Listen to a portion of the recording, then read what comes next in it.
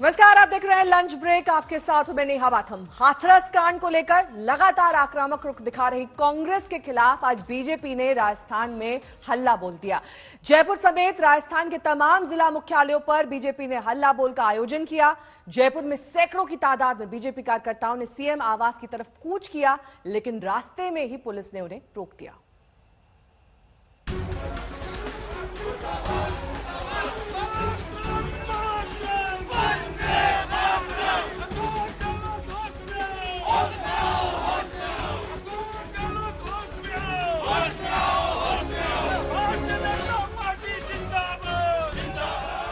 ये बीजेपी का हल्ला बोल है। राजस्थान में रेप की बढ़ती वारदात पर सोई गहलोत सरकार को जगाने के लिए ये बीजेपी का शंखनाद है।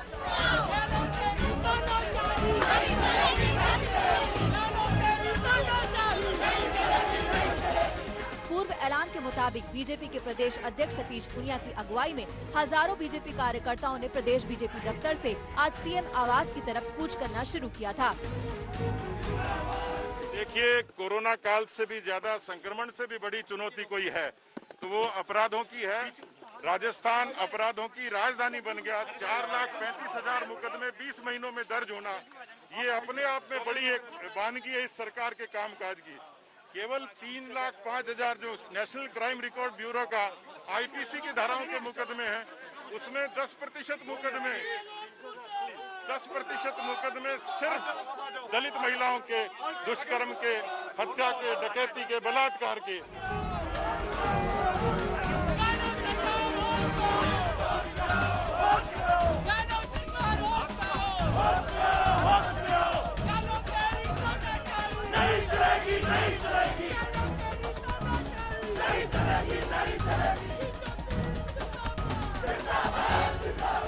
गहलोत सरकार के खिलाफ नारेबाजी करते हुए बीजेपी का काफिला कुछ ही दूर बढ़ा था कि पुलिस ने प्रदर्शनकारियों को रोक लिया, लेकिन बीजेपी कार्यकर्ता आगे बढ़ने पर अड़े रहे।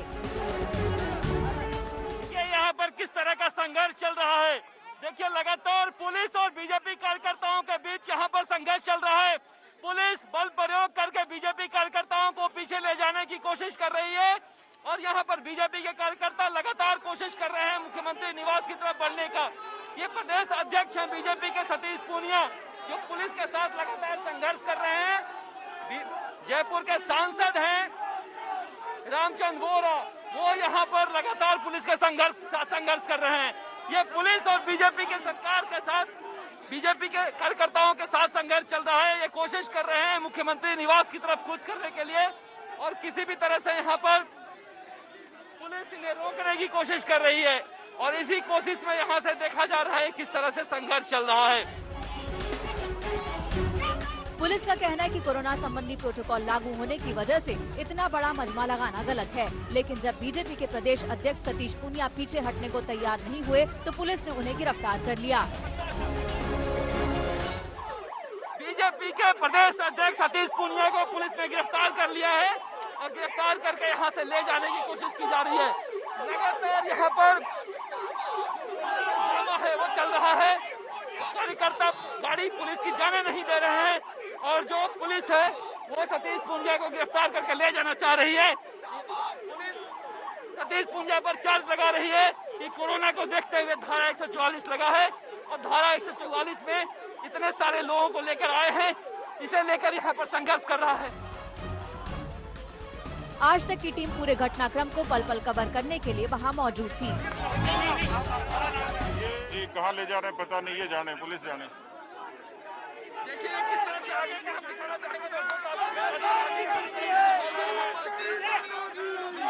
करता है पुलिस को यहाँ से गाड़ी को नहीं ले जाने दे रहे हैं, जिसके लिए लगातार यहाँ पर संघर्ष चल रहा है। कई बार पुलिस ने बल प्रयोग किया है, लेकिन बीजेपी के कार्यकर्ता आज हाथरस में जिस तरह की घटना हुई है और कांग्रेस जो प्रदर्शन कर रही है उसका बदला राजस्थान में लेना चाहते हैं, क्योंकि ये लगता है कि राजस्थान में जगह जगह बलात्कार की घटनाएं हो रही हैं, उसे उठाया जाए राष्ट्रीय स्तर पर। इसे देखते हुए आज बीजेपी यहाँ सड़कों पर उतरी है। बीजेपी का यह हल्ला बोल कार्यक्रम एक तरह हाथरस को लेकर कांग्रेस की तरफ से हुए प्रदर्शन का जवाब है। हाथरस को लेकर कांग्रेस लगातार मुखर है। यहाँ तक कि आज कांग्रेसियों ने हाथरस कांड पर जयपुर में गांधी प्रतिमा के नीचे 2 घंटे तक मौन व्रत भी रखा। इस मौन व्रत का जवाब बीजेपी ने हल्ला बोल से दे दिया। बीजेपी का यह हल्ला बोल कार्यक्रम प्रदेश के सभी जिला मुख्यालयों पर आयोजित किया गया। प्रदर्शन करके कलेक्टरों को ज्ञापन भी सौंपे गए। हाथरस कांड पर मुखर कांग्रेस के लिए मुश्किल की घड़ी है। यूपी में बेटियों के अपराध पर सवाल और अपने ही सूबे में बेटियों की सुरक्षा पर चुप्पी। ये दोहरा मापदंड कैसे चलेगा? क्या कांग्रेस इसका जवाब देगी? जयपुर से शरद कुमार के साथ आज तक ब्यूरो। बारां, सीकर, अजमेर, आमेर ये तमाम वो जगह है राजस्थान की जिनमें हाल फिलहाल बच्चियों के साथ, महिलाओं के साथ रेप के मामले सामने आए। लेकिन एनसीआरबी के आंकड़ों पर अगर गौर करें तो 2019 में देश में सबसे ज्यादा रेप की वारदात राजस्थान में दर्ज हुई हैं। ऐसे में जब राजस्थान के सीएम अशोक गहलोत अपने सूबे की बहन बेटियों की सुरक्षा पुख्ता करने की जगह हाथरस कांड पर बयानबाजी करते हैं तो साफ नजर आता है कि उनकी चिंता में बेटियां नहीं बल्कि सियासत है।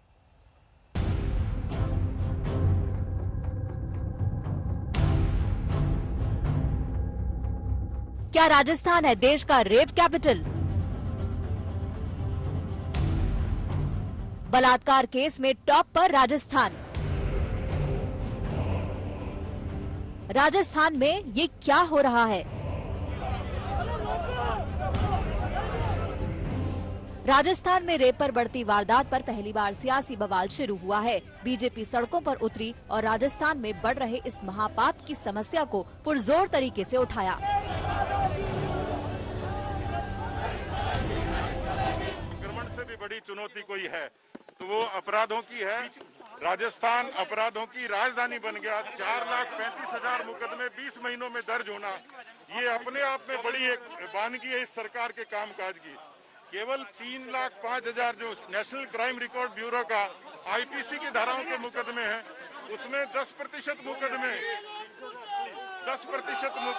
सिर्फ दलित महिलाओं के दुष्कर्म के, हत्या के, डकैती के, बलात्कार के।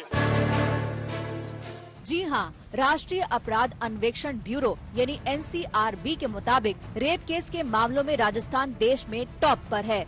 जरा 2019 के इन आंकड़ों पर गौर कीजिए। राजस्थान में 5,997 रेप केस, उत्तर प्रदेश में 3,065 रेप केस, मध्य प्रदेश में 2,485 रेप केस, महाराष्ट्र में 2,299 रेप केस, केरला में 2,023 रेप केस। देखिए 20 महीनों का रिकॉर्ड तो ये कहता है कि सरकार का इकबाल खत्म हो गया। इसलिए वो देश की राजनीति करते हैं, अपना घर तो संभालें, यहाँ के पीड़ितों को तो न्याय दें, और इसलिए हमें सड़कों पर उतरना पड़ा। सवाल उठता है कि आखिरकार राजस्थान में बढ़ते अपराधों की वजह क्या है? क्या राजस्थान में अपराधियों में कानून का खौफ नहीं है या फिर कोई दूसरी वजह है? सुनिए राजस्थान के डीजीपी का ये विश्लेषण। हमारा अनुभव ये है कि पूरे उत्तर भारत में पिछले कई सालों में अब जो हिंसक अपराध हैं वो बढ़े हैं। कारण बहुत सारे हैं। यंग लोगों की बढ़ती संख्या भी है, बेरोजगारी भी हो सकती है, कुछ इंटरनेट पर जो उपलब्ध सामग्री है उसको देखकर जो प्रेरणा बच्चे ले रहे हैं, लड़के ले रहे हैं, वो भी हो सकता है। हाथरस गैंग रेप और मर्डर केस के खुलासे के बाद राजस्थान के कई शहरों से गैंग रेप की खबरें आई हैं। 12 से 2 नाबालिग बहनों के साथ गैंग रेप की खबर। सिरोही में 8 साल की लड़की से रेप कर उसकी हत्या कर दी गई। बांसवाड़ा में 14 साल की लड़की से गैंग रेप हुआ जिससे उसने दम तोड़ दिया। जयपुर में विश्वकर्मा इलाके में होटल में महिला से गैंग रेप हुआ। जोधपुर में होटल में महिला से रेप की खबर आई। तो इस महिला को अपने पास किसी बहाने से बुलाया और इसकी इच्छा के विरुद्ध इसके साथ, इसका ये कहना है कि मेरे साथ बलात्कार किया। इसकी रिपोर्ट दर्ज की है, इसका मेडिकल वगैरह कराया। अब इन्वेस्टिगेशन ये धारा 376 2N और 427 आईपीसी में भी दर्ज किया। जाहिर है कि रेप की बढ़ती वारदात राजस्थान सरकार के लिए चिंता का बड़ा सबब है, लेकिन राजस्थान के सीएम अशोक गहलोत अपने सूबे की जगह यूपी के हाथरस की वारदात को लेकर ज्यादा चिंतित नजर आए। यहाँ की 12 में 2 नाबालिग बहनों के साथ हुई रेप की वारदात को भी वो भुला बैठे। अलाउ करेंगे कोई बड़े बीजेपी के नेता बड़े से बड़े आए हैं, राहुल गांधी और प्रियंका गांधी की तरह वो 12 में जाए, दिवाली में जाए, कहीं जाए, हम उनको अलाउ करेंगे जाने के लिए। पुलिस प्रोटेक्शन में अलाउ करेंगे, कोई दिक्कत नहीं हमें। उनको ये कहने का अधिकार नहीं है कि वो वहाँ जा रहे हैं, यहाँ क्यों नहीं आ रहे। राजस्थान रेप कैपिटल बनता जा रहा है, लेकिन 12 की घटना पर अशोक गहलोत का ट्वीट देखिए, जिसमें उनकी भाषा का इस्तेमाल किया गया है। उसे लेकर विरोधियों के निशाने पर आ गए हैं। हाथरस में हुई घटना बेहद निंदनीय है। उसकी जितनी निंदा की जाए उतनी कम है, लेकिन दुर्भाग्य से राजस्थान के 12 में हुई घटना को हाथरस की घटना से कंपेयर किया जा रहा है, जबकि 12 में बालिकाओं ने स्वयं मजिस्ट्रेट के समक्ष दिए 164 के बयानों में अपने साथ ज्यादती नहीं होने एवं स्वयं की मर्जी से लड़कों के साथ घूमने जाने की बात कही। बालिकाओं का मेडिकल भी करवाया गया एवं अनुसंधान में सामने आया कि लड़के भी नाबालिग हैं। जांच आगे भी जारी रहेगी।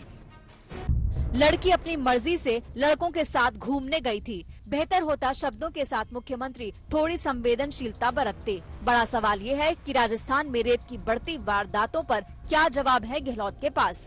राजस्थान में रेप के बढ़ते केस पर अशोक गहलोत खामोश क्यों? क्या अपराध पर अशोक गहलोत सरकार का नियंत्रण नहीं है? क्या राजस्थान में बेकाबू हो रहे हैं अपराधी किस्म के लोग? क्या राजस्थान के अपराधियों में खाकी का खौफ नहीं है?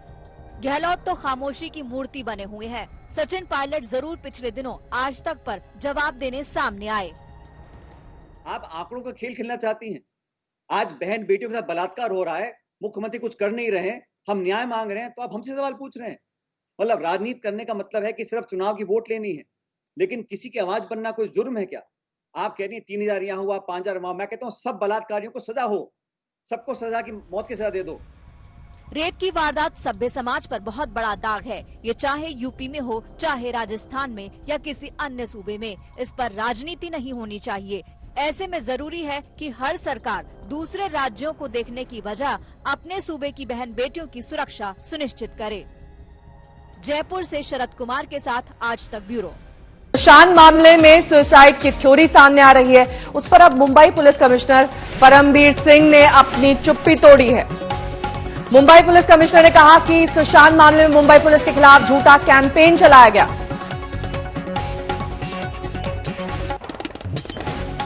आयोग को, सीनियर इंस्पेक्टर को, डिप्टी कमिश्नर को, कमिश्नर ऑफ पुलिस को, एडवोकेट जनरल को और सी लैनोरत में जो रिपोर्ट ऑनरेबल सुप्रीम कोर्ट को सबमिट की गई थी, उसके अलावा बाकी जितने लोग हमारे इन्वेस्टिगेशन को क्रिटिसाइज कर रहे थे, ना तो उनको हमारा इन्वेस्टिगेशन की जानकारी थी, ना उन्होंने हमारी रिपोर्ट देखी थी। ये कुछ वेस्टेड इंटरेस्ट थे। एक मोटिवेटेड कैंपेन पूरा चलाया गया हमारे इन्वेस्टिगेशन को मलाइन करने के लिए एंड मुंबई पुलिस को मलाइन करने के लिए। सर, बिहार के डीजीपी गुप्तेश्वर पांडे, उन्होंने भी बहुत सारे ऐसे आरोप लगाए थे, मुंबई पुलिस के इन्वेस्टिगेशन पर टिप्पणी की थी, उनके इन्वेस्टिगेशन पर सवाल उठाए थे। अब वो पॉलिटिक्स एंटर कर रहे हैं।